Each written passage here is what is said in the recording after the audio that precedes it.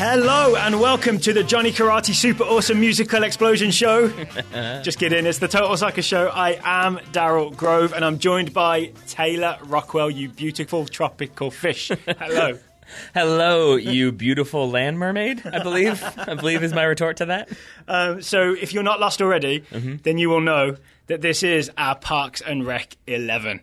We've done this before. We've done this for Star Wars, The Simpsons, the Marvel Cinematic Universe. Always Sunny. Always Sunny. Maybe our favourite one? Yeah, I think so. So this is where Taylor and I... This might be a challenger, though, I have to say. Okay, we're not drafting. We're going to go through a team. It's 4-4-2 with a goalkeeper, good standard formation. Yep. We're each going to nominate a Parks and Rec character to play in that position. If you've never... Sorry, go ahead. I was going to say, if you've never seen Parks and Rec, we're still going to try to make it applicable at least, or maybe entice you to watch a few episodes. And also, the thing we hear the most about these shows is it sounded like a terrible idea and I wasn't going to listen, but then I listened and I actually enjoyed it. So if you're like on the fence right now, get off that fence, jump into Lot 48. There we are.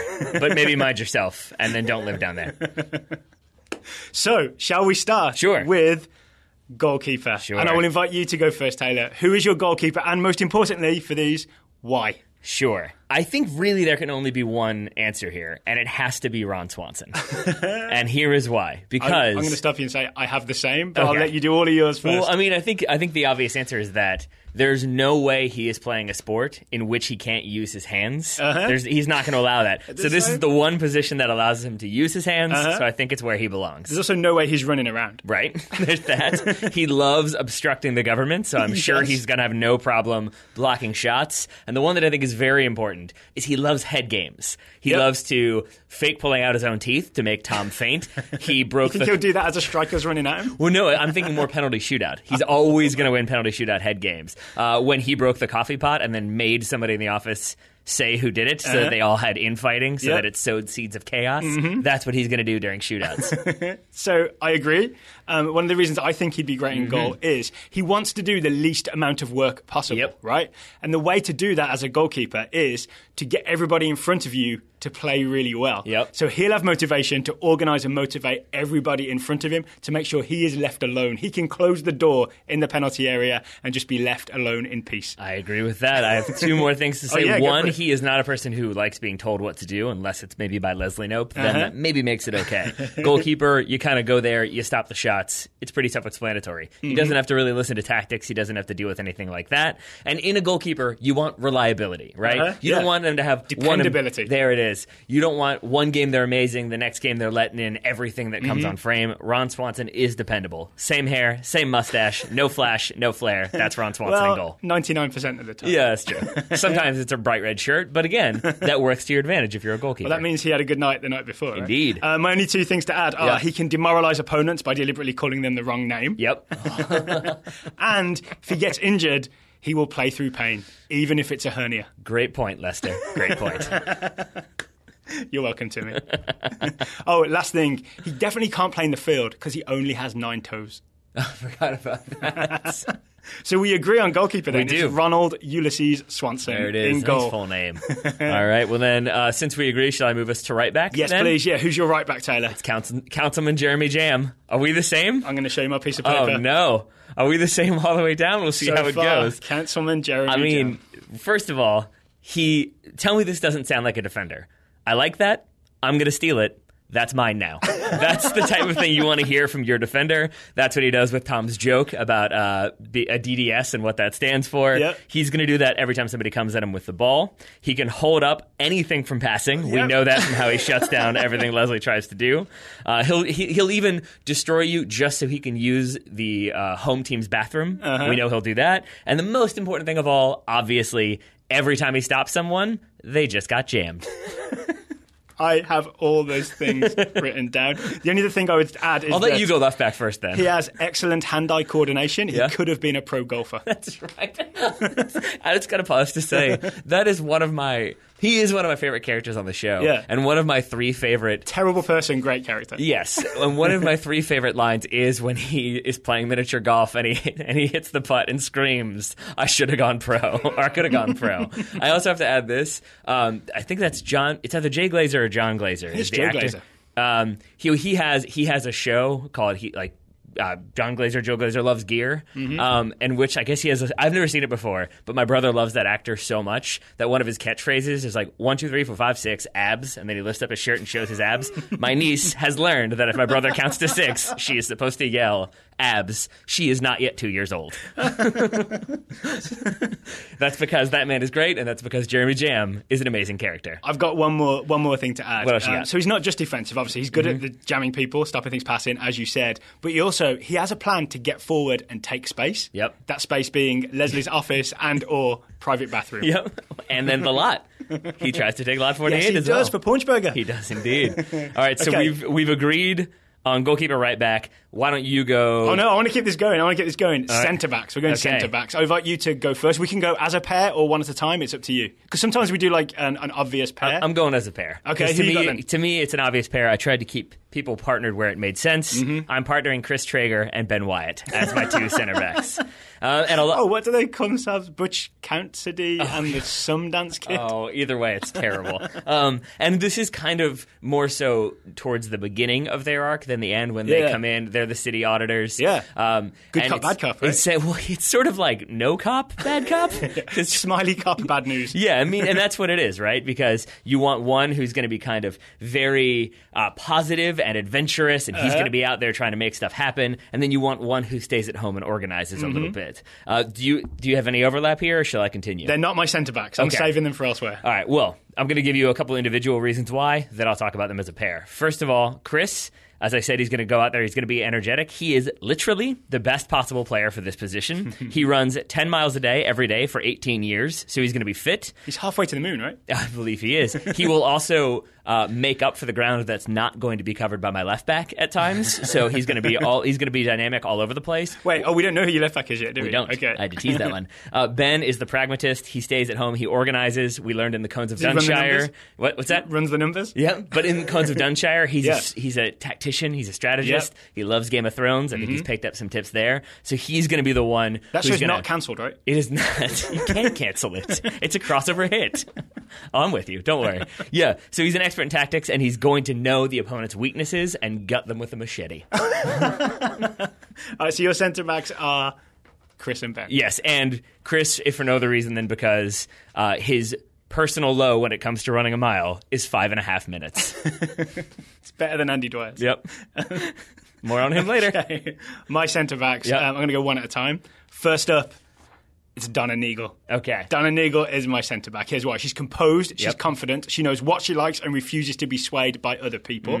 But most importantly, she has an innate understanding of the man-to-man marking system. Oh, take me through it. Do you remember at the singles mixer? Yes. She explains why she can't be friendly with Ann Perkins at the singles mixer. Because if you get that man, I don't get that man. That is how man marking works.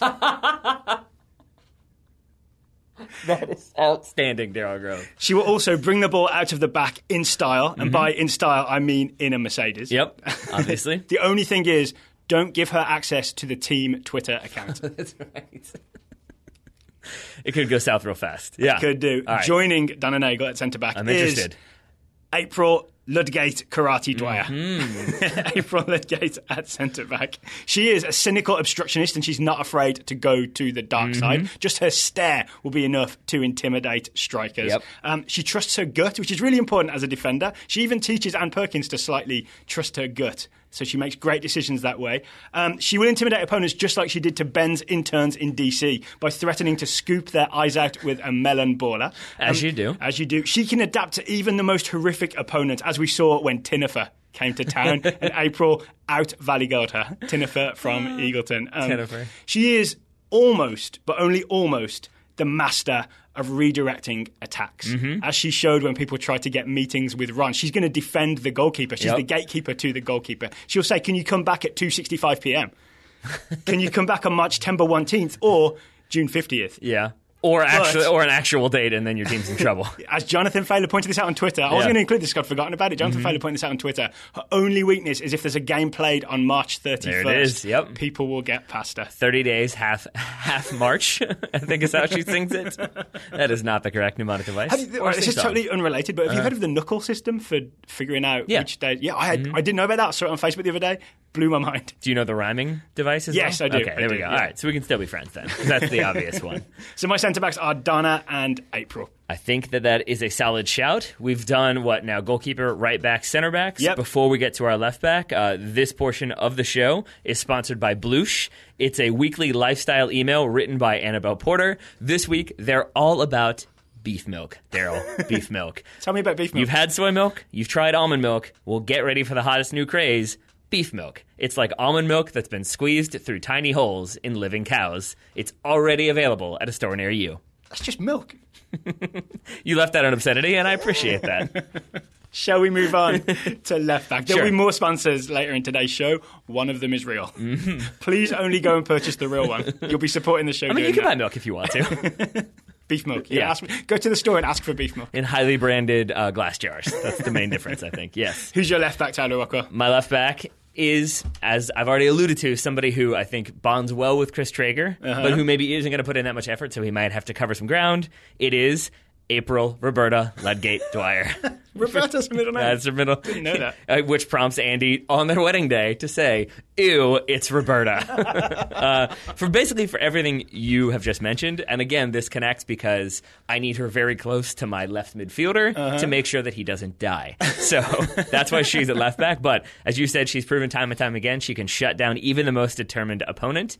As Donna, your center back, classifies her, she doesn't obey. She chooses to cooperate. That to me sounds like a defender. Because if you're going to put somebody up top, you want them to like run the channel, or you need to check inside. April's not going to do that. She's going to do the opposite, and she's going to frustrate She's you. the Marcelo. And I have the exact same point that you had. First of all, nice comparison there. Second of all, she tricks adversaries into doing exactly what she wants them to do. The prime example there is Tinnifer, as you said. Reverse psychiatry. Yep, there it is. Oh, man. All right. Yeah, so I've got April Roberta Ludgate Dwyer Karate somewhere in there. That's my left back. What have you got there, Daryl Grove? So, okay, for my left back, I've gone with something. I've done it a little different to the way I usually do these. Okay, so normally we don't do it literally, right? We don't say like he's tall, so he's in goal, or he's tall, so he's a centre back, right? Yep. Could have gone with the two basketball players Yep. from Entertainment 720 if we were going Detlef literally. Schrempf and Roy Hibbert. Yep. Yeah, exactly. But we like to go with something like metaphorical, right? Something metaphorical that makes him sound like a good soccer player. What are But you for setting my up? for my left back, I'm trying to figure out what this is. I'm going to go with someone who really does just use positive physical attributes and apply them, in this case, literally. Mm-hmm. It's Chris Traeger. Yeah, of course.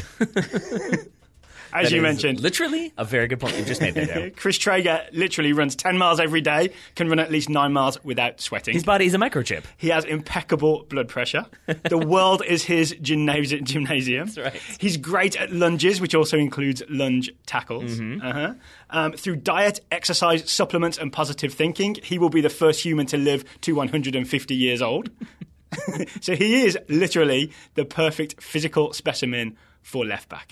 He's also excellent for team spirit. He will dish out absurd compliments to teammates. He's so positive, he defeated Oren. Yeah, that's right. I forgot about that.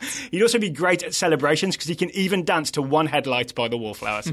He was told it wasn't dancing music, and he set out to prove Anne wrong. So there you go. Here's the only downside to Chris Traeger is There is none. Well, because his narrative sort of fluctuates. So you have that one like prolonged period where he's horribly depressed. And Yeah. It's like everything is meaningless and life is sad. Anyway, here's some music, and so you could get him in that sort of depressed state, and then but he's he'd not still going to be in want to good track. shape. Yeah, that's very true. That's very true.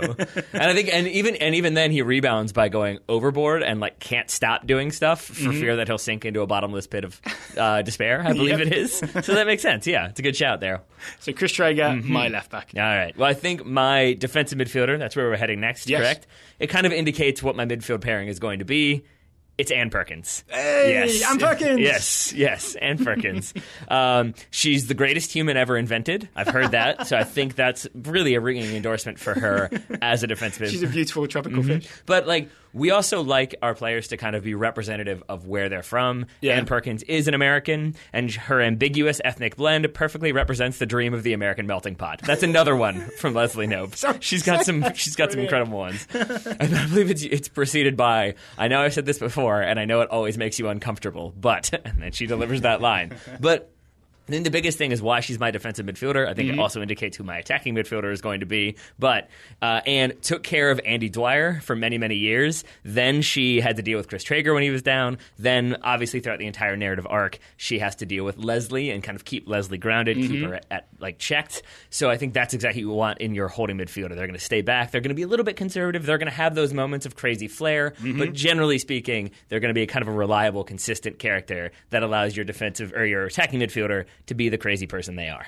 Disagree. All right. For defensive midfielder, I think you want a destroyer. You want someone who is a machine created to destroy human happiness. You want someone who, when you look into their eyes, it's like looking into the eye of Satan's butthole. Tammy 2? You want Tammy Swanson 2, Ron's ex-wife. She is the defensive midfielder, absolute destroyer. When everything's going well, she can step in and ruin it for the opposition attackers.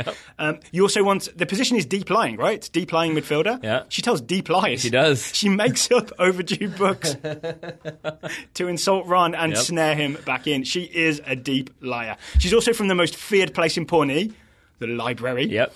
Punk-ass book jockey. Sorry, I'm making myself laugh. The only person who could be worse would be Tammy 1. But even I'm too scared of Tammy 1 to have her in my team. Yeah, that Tammy 1 episode just bums me out. I really thought about bringing her in, but it's just like, she's so ruthless and mean. I don't think I want her in my team. Tammy 2 is at least fun crazy. Yeah. And then there's the obvious added point that off camera, she's married to Nick Offerman, Ron Swanson. So then that really does make it all the better. Have you ever seen, I'm related to that for a second, have you ever seen the photo montage of the two of them doing puzzles? Because that's what they do in their spare time. Yep. That's an amazing one. If you've never seen that, listeners, go find that because it's incredible. Can we link to it in the show notes? Yeah, I think so. It's Nick Offerman and Megan Mullally's puzzles. All right. Should we move on to attacking midfield? I think I can guess who yours is. Well, here's the problem, though, I have to say, though, with Tammy 2, is that...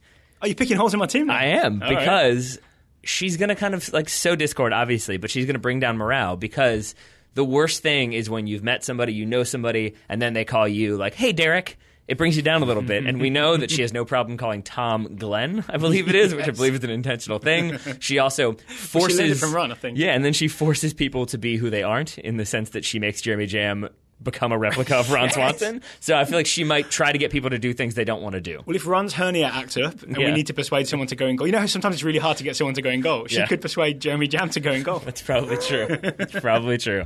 Yes, so moving to my attacking midfielder, it's Leslie Knope. Of course it is. I think it has to be, unless you don't have her, and then we can debate it. I have her elsewhere, but we can talk about why you've got her there. Sure. Okay. She can multitask in a way that everyone else on the team combined cannot, as proven by the fact that she once had 3 meetings at once. That wouldn't be a problem for her. She's hyperactive, but with a vision for the future, so she can spot opportunities for progress. She's going to help get that offense going if it's a little bit of a rut. Mm-hmm. She can be intense when it comes to competitions, like when she told Ben, the only thing I'll be waving on a stick is your decapitated head in front of your weeping mother. That was at the Model UN conference. Well, she had the big 3, right? Yeah, exactly.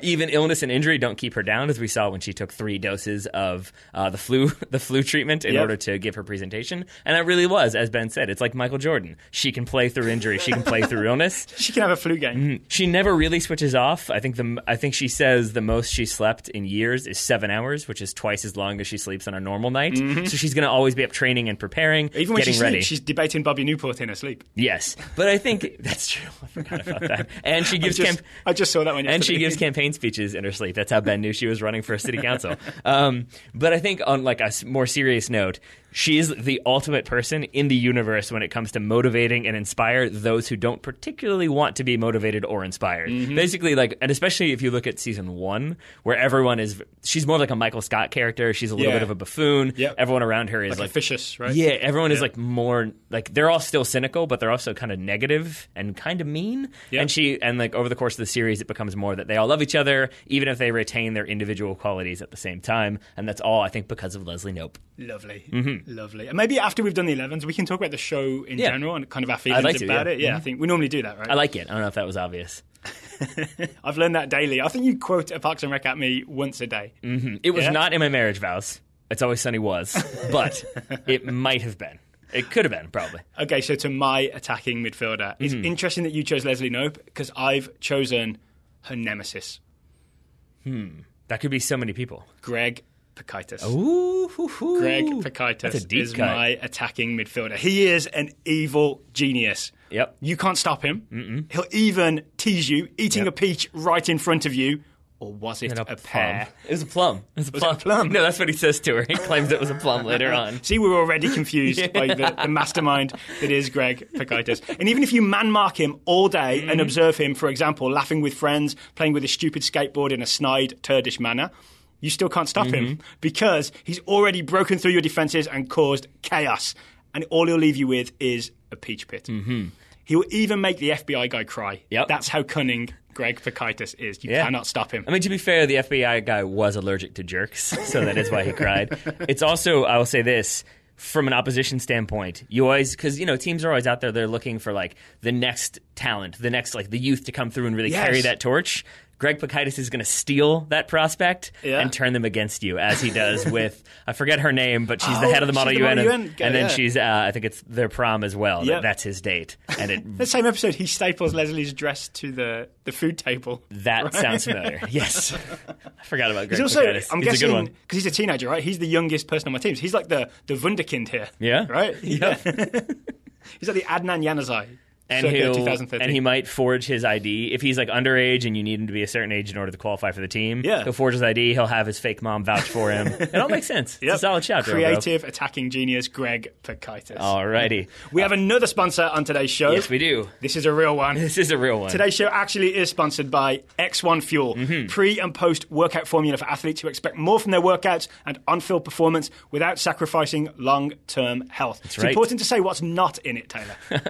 Basically everything that is in any sort of Sweetums candy or product in general, and anything that goes into Paunch Burger. Paunch Burger, put it in your body or you're a nerd. That is not the slogan of X1 Fuels. Instead, X1 Fuels have no chemical ingredients, fillers, or excess sugars. Yeah, definitely not Sweetums. Yeah, they don't begin their advertisement with, we take good old-fashioned corn and add a little bit of corn syrup to it. Instead, X1 Fuel, the pre-workout ignition formula is made of acai berries, goji berries, endorsed by Blush, right? Yep.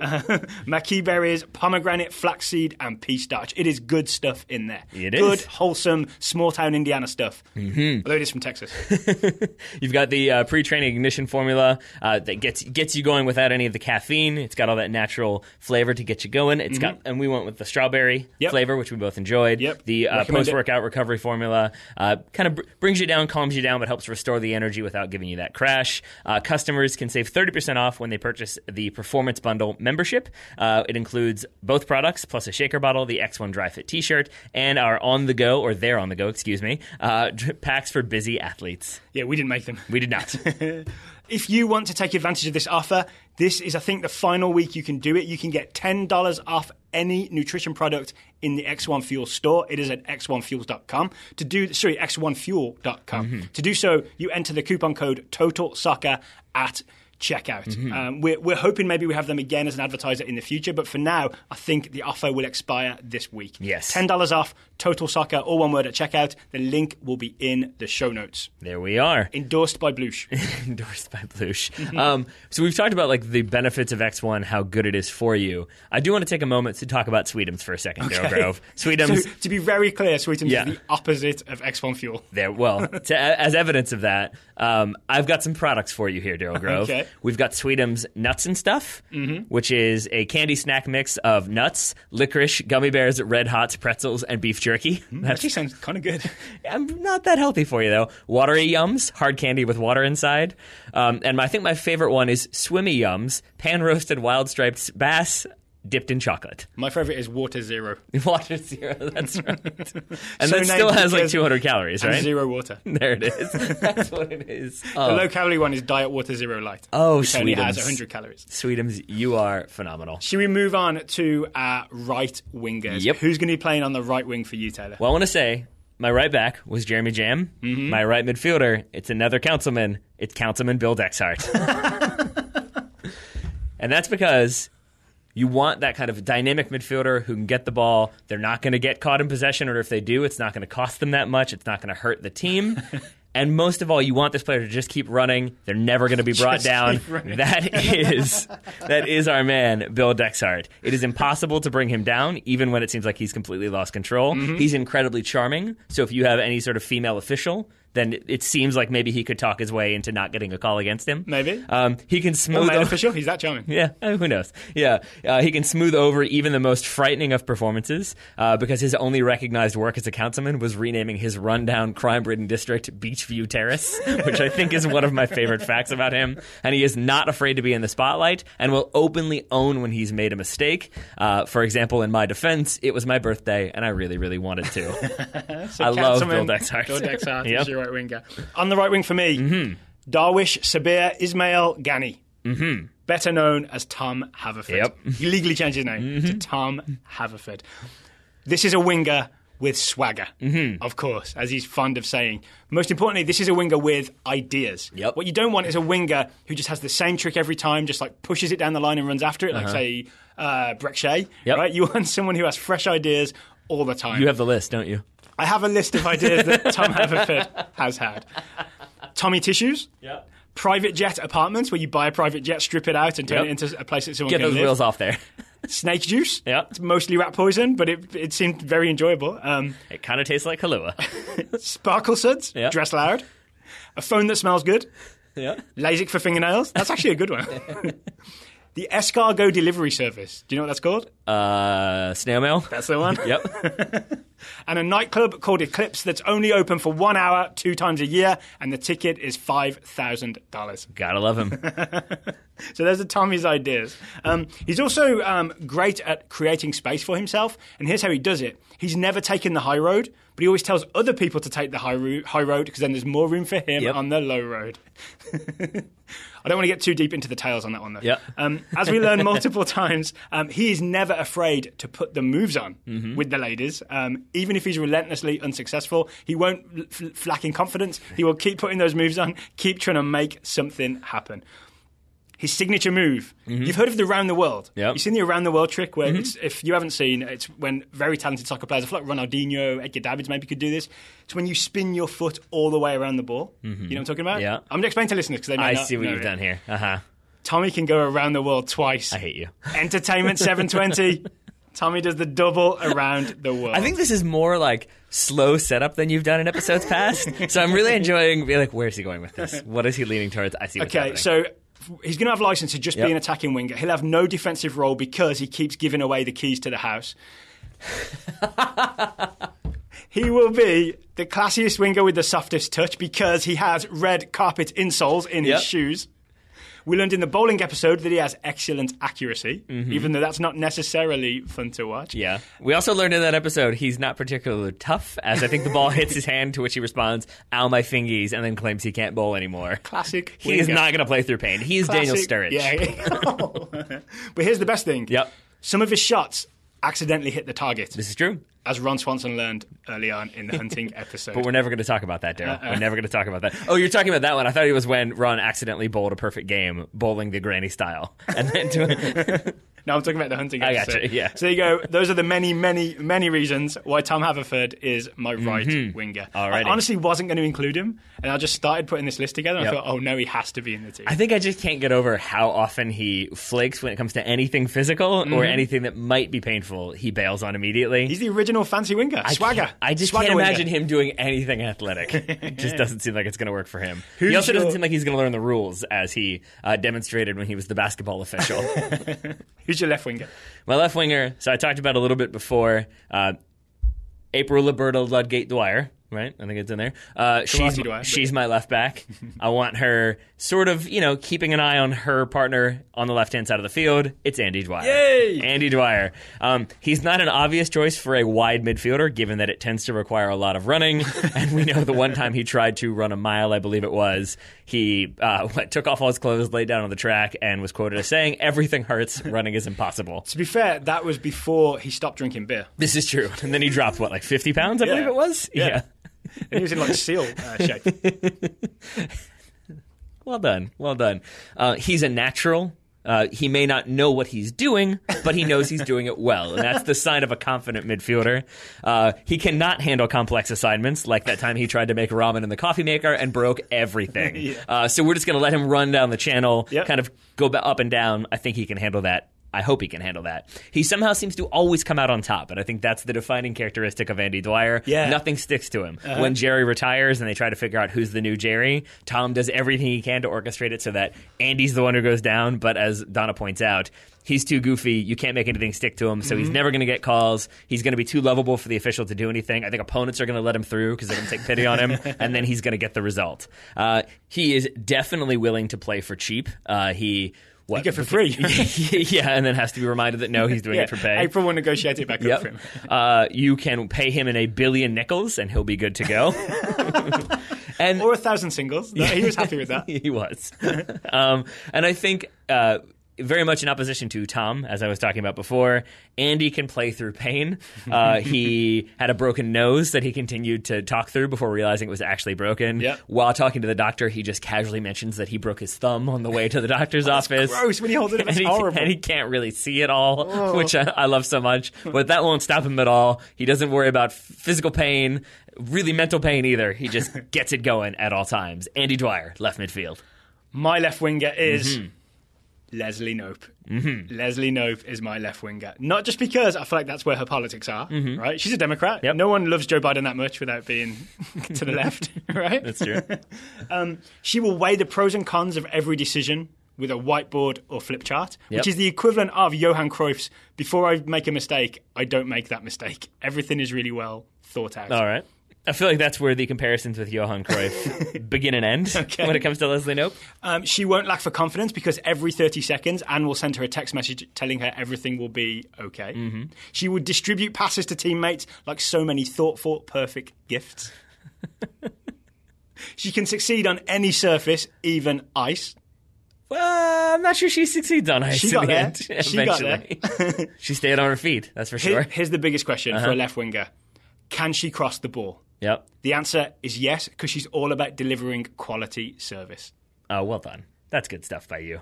Except I think you got to have Leslie central, don't you? She's central to the entire narrative. How do you put her out wide?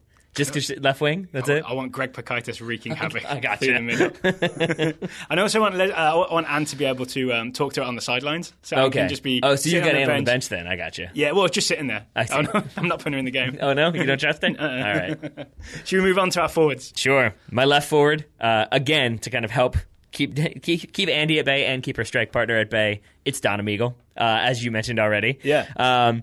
She already has the tactics to basically lure in a sucker. You scribble the name on the name tag, you draw them in, you make them work for it. That's right. She can lure in that sucker. She has all the tricks to get... She lets the defender... She checks to the defender, then checks her. Well, just she draws the defender, and they're like, what's happening? This is very enticing. And then she beats them. It's no problem. She has all the tricks to get what she wants, and she won't be denied once she's on it. We saw that, as you said, in the dating episode. She claims to be a loner, and this is a key part, and again, it's kind of a sweet emotional point. She acts like she's a loner. She acts like she kind of doesn't really care about people. All she cares about is her Benz. But really, she's a key team player when the situation calls for it. She sacrifices her Benz for Leslie's, I believe, campaign when they're trying to get the vans to get people to the polls. That's excellent. Yep. Yeah. She's, as April figures out when she's not a dog, she's a cat. She's temperamental, she's unpredictable, she's complex, and she's hard to read. She's Diego Costa. That's what I'm saying. And outside of Tammy, I think she's the only person who Ron Swanson is afraid of. And really, that's what you want. She's going to be terrifying for defenders. She's always going to have a plan. She's going to be able to talk herself out of problems as well. She is Diego Costa. What does she yell when she scores? What, Mjolnir? I don't know. It's got to be treat yourself. Treat yourself? Yeah, that's probably it. I'm about to come down here with the power of Thor's hammer. I'm going to go Mjolnir on him. Yeah. Okay, my first striker is Sir Andy Dwyer. Yep. As you said, he kind of like, everything just ends up going right for him. And I think of him as one of those strikers that you can almost think of as like an idiot savant who just happens to be in the right place at the right time every single time. Yep. He also has this really like deep understanding of soccer. Do you remember the one time when he confidently proclaimed, "A game is the foot"? That's the deepest understanding of soccer there is. He also knows... I love that man so much. He knows how soccer balls are filled with air. Do you remember when he made note that gases fill the volume of whatever container they're in? Science. School. Oh, school. There it is. School. He possibly can teleport, which would be useful. We're still not clear on that, but he possibly can teleport. He also has excellent aim because he spends the nights shooting April in the face with a marshmallow gun while she sleeps. The only downside, the only weakness he has, as already mentioned, is he is allergic to jerks. I forgot about that. So it depends who's marking him. That's going to be a problem. Yeah. If Pakaitis is around, too, they don't really get along well. I don't think Pakaitis is going to play on the ball. If he does, he's going to mock him when it goes wrong. I don't know. I think you've got some chemistry issues in there, Daryl Grove. Maybe. I'm just kidding, because my right-hand side is horrible. Who is it? Jeremy Jam. It's Councilman Dexhart. And my right forward, you knew it was coming, Jean-Ralphio Saperstein. No! My favorite character in the entire show. He's the best and worst. So I love watching him. I love him on the show. I could not find a redeeming quality enough to get him in my team. So I'm interested to hear how you go with there are no redeeming qualities, because what's better than one Diego Costa? Two Diego Costas, and that's Jean-Ralphio. First of all, it's kind of up and down as to whether or not you're going to have financial issues with him, because we know he's flush with cash. He made his money the old-fashioned way. He got run over by Alexis. He has proven himself more than capable of getting out of tricky situations and avoiding attackers. He can run away from any problem. Yep. This is the Diego Costa aspect, is that he is not afraid to take the shortcuts, to take the little kind of inside tracks to get what he wants. He faked having a disease to, quote, because, quote, he's got a terminal case of the get me to the front of the line at Six Flags, which I love so much. He is going to be responsible in terms of team morale as well, because he's going to give everybody nicknames. He's going to kind of give those very energizing sermons that will pick everybody up and get them good to go. Contract time, it is going to be a problem because he has great lawyers. They once got him $60,000 because he got too scared at a haunted house. And but again, he'll pick you up. So say you get scored on early and your team's kind of down, heads are hanging, he'll bring everybody together, he'll huddle them up and say, it's like I always say, when life gives you lemons, you sell some of your grandma's jewelry and you go clubbing. And he's happy to move around. He'll move if your club wants to get rid of him. If your club's traveling, no problem for him, because his escape plan is living in Tajikistan. I love Jean-Ralphio so much. I always wonder if he ever got there, or if the rabbi caught him. I'm pretty sure the rabbi caught him. One downside of Jean-Ralphio. There's way more than one. He'll be after Leslie's gym socks. That's true. Although he probably will enjoy playing soccer with her. He'll also, he'll bail at any opportunity. Yep. He'll spend all of his money, so then that's going to be a problem. He's vulnerable to gamblers, I think. He'll sub in and out like he did for that accountant job. Yep. Just walk in the field and sub straight back out. And I think my favorite is the episode when Andy's trying to figure out who's pregnant, and he thinks it might be Jean-Ralphio's sister, Mona Lisa.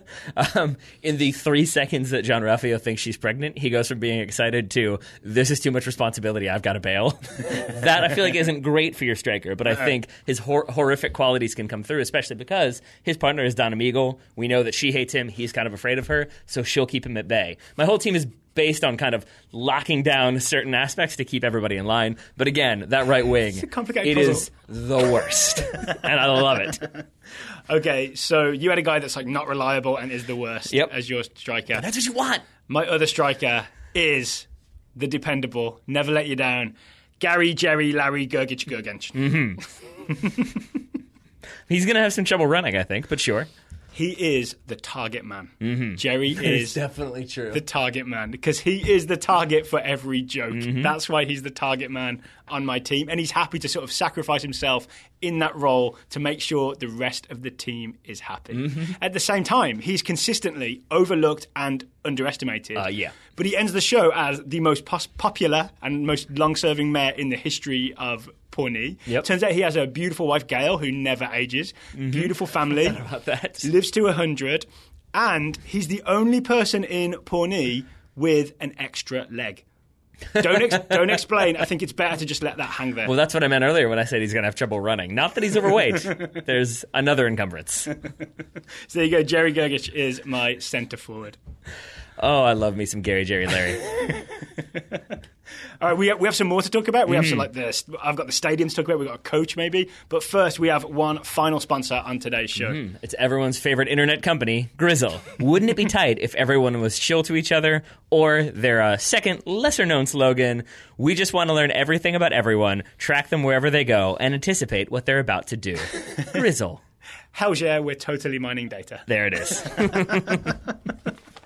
Okay, so do you have a coach? I do. It's Okay. Jen Barkley. Oh, that's a good shout. Yeah. She's the political operative? Okay. She's absolutely ruthless. She will play anywhere if the price is right. She does not care. She will manage wherever it needs to be managed. She'd be in the Chinese Super League right now. Yeah, and she doesn't really care about who she works with because terrible people have paid her so much money. She has a condo on every Virgin Island. She knows how to win and will stop at nothing to get the results she wants. And you can really trust what she's saying because she's always going to give you the honest assessment. She's not going to sugarcoat it. She's not going to bring you off and say, like, no, it was a really good game. Don't worry about it. She's going to tell you what's what because she doesn't care enough about you to lie. So I've got the exact opposite. Ben Wyatt. All right. Ben Wyatt is my coach. Yep. Not only is he a successful campaign manager, right, for city council. Yep. I think for the governor of Indiana. Right? And for the congressman who might be a robot, we're not sure. Right? Yeah. So, Ben can run a campaign. Yep. He's a great manager. But he's also, as we talked about earlier, he's a strategist. He's not only the inventor of the Cones of Dunshire, he's probably the best player. He defeated the Grizzle boss at the Cones of Dunshire. Am I correct? Every transfer decision would be properly costed. Absolutely, no doubt. He's also the only man in Pawnee with the correct perspective on Lil Sebastian. Okay. I wasn't sure which one you were going to go with. I knew it was either going to be Lil Sebastian or Calzones. I wasn't sure which one you were going to endorse here. Calzones are too carb heavy. Okay. Lil Sebastian is just a tiny horse. He's not that impressive. This is for the horse funeral? What was that tone? I'm just with Ben on that. I like that sort of cold, sort of real-world thinking. Well, then you are not going to enjoy my assistant manager. It's Joan Calamezzo. Oh! Yep. She's responsible for digging up opposition dirt. She's going to handle media appearances when Jen Barkley refuses to speak to the media, as we know she will. Joan, might get a little bit drunk or a little bit, medicated and say some things she shouldn't say, but that's okay because that takes the pressure off the team. If they perform poorly, Joan's going to get drunk in an interview and pass out, and that's going to be the focus on the media for the rest of the week. I was going to have it as groundsman. Yeah. Groundskeeper, groundswoman. Digging up dirt. Yep. That makes sense. I think we have to, I don't know if you've gone this, but my obvious commentator, my obvious reporter on the sidelines. The name of the man who is the commentator is the man with the name, Perd Hapley. Which is his name. I love Perd Hapley so much. Perd Hapley as well. I have Councilman Dex Hart as the reserve striker. Because he can come on and score. Yep. Guaranteed. That is absolutely true. Physio, I have Ann Perkins. Okay. She can just provide treatment. Yep. Yeah. Or you can also ask Andy to Google your symptoms. You'll probably come up with network connectivity problems. And the home stadium has to be Lot 48 on Sullivan Street. That's where this team is playing their home games. I think they definitely are. You got any more? I do. I've got Ken Hotate. I thought you might. Ken Hotate, the tribal elder of the Wamapoke tribe and the owner of the Wamapoke Casino. He is going to be able to manipulate people to get them to do exactly what he wants. Because if there are two things he knows about white people, it's that they love Rachel Ray and they are terrified of curses. So he's going to say, give me the ball or you might be cursed. And they're gonna panic. And the other one, keep them coming. You ready for the bleep? Yes. All right. My other super sub, my dramatic impact player, is Burt Macklin. He's with FBI. You may have thought he was dead, but that was only to fool the president's enemies. He will dive through a glass door if it means he gets to get a goal. He can go a little overboard in order to win, like when he threatened to torture Judy Hitler. You never want to see that. But, that's how you get her to turn over the necklace with all of Germany's war secrets on it. So there you go. Burt Macklin is going to come in there, going to do everything he can, everything it takes to get the goal, to cross something off his bucket list.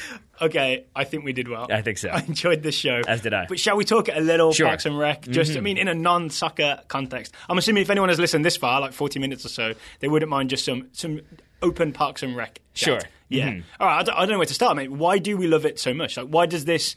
why do you quote this at me every day and not other sitcoms? I think because These are not prepared questions, by the way. This is on the fly. I know, I appreciate that. I think because, number one, it does a good job of, not of carrying narratives through, but there are ups and downs, but it, at the end, is still a very sweet show. Yeah. So there are going to be bad moments, there are going to be negative plot lines that are kind of stressful, but overall, I think it always kind of is a show you can watch when you're stressed out. I saw a lot of people around exam time posting that it was like stress, anxiety, depression, and then it was like The Office was giving you a hug. That's what Parks and Rec is for me. It's like kind of the warm blanket when you need just a little bit of happiness. Okay, yeah, I get that too. So I also watch a lot of Arrested Development and say Always Sunny, and love both those shows, but it's because they're sort of like expertly, like intricately, like clever and tied together, almost in a Seinfeld-y kind of way, right? Whereas Parks and Rec is often just a simple story, right? And the A plot and the B plot don't have to tie together, but there's always an emotional arc every episode, and you end with fuzzy feelings. Yes. I've definitely cried at Parks and Rec more than once. Right? It's a really like good emotional show. It is. But I want to say, like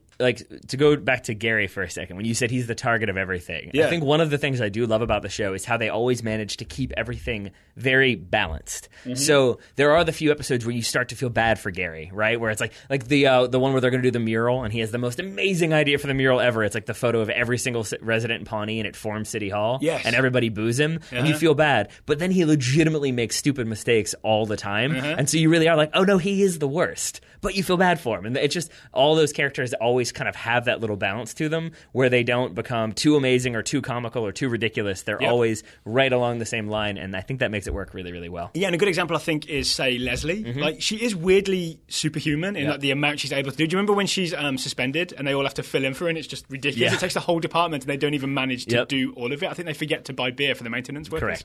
Correct. But she's also, like, that superhumanness comes at this, like, cost of being sort of kind of manic and like hyper-organized in a way that causes anxiety and stresses her out. She's a bulldozer. Even though... or steamroller. I forget which one it is. She would prefer bulldozer, but Anne goes with steamroller. So even though that's sort of not realistic, it feels more realistic because there's like this kind of flaw and cost to being that good at your job, right? So it's got this complexity for a sitcom that's 21 minutes each episode, right? I know it's 30 minutes on TV, but I was watching on Netflix. It's always like 21 minutes and 40 seconds. So small, such a small amount of time. Like this podcast is twice as long. Which maybe says something. I also enjoy those little moments though, like with the calzones, with Sue salads. There's a couple more the libraries as well, where they don't explain anything, and Little Sebastian, they love it. They don't explain it, just everybody hates it or everybody loves it. And that's kind of the joke as well, is like they never explain why everybody hates calzones, to the point where I'm like, is this true? Does everyone hate calzones? I got no problem with calzones. First of all, it's calzone. Oh, excuse me, I apologize. The low-cal calzone zone? There's no such thing. There's not, but that's Ben's theoretical calzone. I forget what it's called, like a high-quality fast food eatery or something like that. Well, that gets to another thing I like is the sort of what do you call it, world building kind of thing, right? The fact that they can mention Sue salads just like I think 5 seasons later after they've run her out of business, it's just an aside. There's like all these little things that the town feels real because there are all these businesses and things and like traditions and stuff in the town that you can just make casual mentions of, and it feels kind of Simpsons-y in that way. Except The Simpsons has like 25 years of history to do it, whereas Parks and Rec did it in 7 seasons of like 21-minute episodes. You know what I mean? And then like the first season really build it up quickly. The first season was 6 episodes long. So like even there you've got an abbreviated season. I also enjoy, this is just a minor thing, but it's something that always drives me crazy. I love The Office, don't get me wrong, but it drives me crazy that they chose to set it in Scranton, Pennsylvania, in like I guess how you consider that northern Pennsylvania, or at least it's a northern state. It is not Southern California, which is where that show is filmed. So it always drives me crazy how for some reason in northern Pennsylvania it's 80 degrees 340 days of the year, except for the Christmas episode where it's snowing. All the rest of the time it's beautiful. It's flat, which Scranton is not. Pawnee, I think they've done a better job of keeping it in Midwest, Indiana. right? So they have little jokes here and there that like one of the only programs, like unnecessary programs that they don't cancel when the entire town goes bankrupt is basketball, because people in Indiana will riot. And they just have little Indiana jokes here and there. And I think they do a good job of maybe kind of bringing in some of the history of Indiana, some of the history of the Midwest. It makes me like it for that as well, because I don't have those moments of distraction where I'm like, what? There's no ocean near Pawnee. Why have they done this? What's happening? I'm confused. The other thing I like, we talked about the fuzzy feelings earlier. In general, it seems like people with good intentions win the day, right? Like Leslie Knope just wanting to provide services to city residents. She's like a model for what local government should be. it usually gets done. And it does really make you think. Like, I know it's fictional, but it makes you think, oh, that's almost like the world I live in. Like the City Hall here in Richmond could be getting stuff done. Yep. You know what I mean? Could it makes you. Well, like, we know Nick, right? Yeah. Our friend Nick works in City Hall, and we know he's like a real positive. He's kind of a Leslie Knope type person. I'm not sure if you take that as a compliment or not. I hope so. He sometimes listens, so you may be listening to this right now. Hi, Nick, if you are. He loves a pantsuit, so yeah, that fits. But you know what I'm saying? Like, it gives you a positive feeling that stuff could work. Yep. Yeah. Okay, I'm with you on that one. Well, yeah. and Andy Dwyer's like sweet innocence could get him through the day. Yeah.